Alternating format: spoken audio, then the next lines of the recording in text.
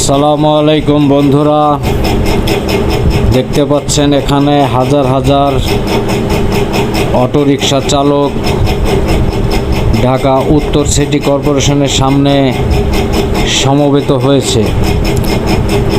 তাদের দাবি, তারা বৈধ অটোরিকশার রেজিস্ট্রেশন চাচ্ছে এবং এই বিষয়ে উত্তর সিটি কর্পোরেশন একটি পদক্ষেপ বা ব্যবস্থা গ্রহণ করেছে। তাই তাদেরকে এখানে আসতে বলেছে এবং তারা সবাই এখান থেকে সব ধরনের ট্রেনিং দিয়ে সুশিক্ষা নিয়ে অটোরিকশার লাইসেন্স নেবে। এই জন্য সবাই সমবেত হয়েছে।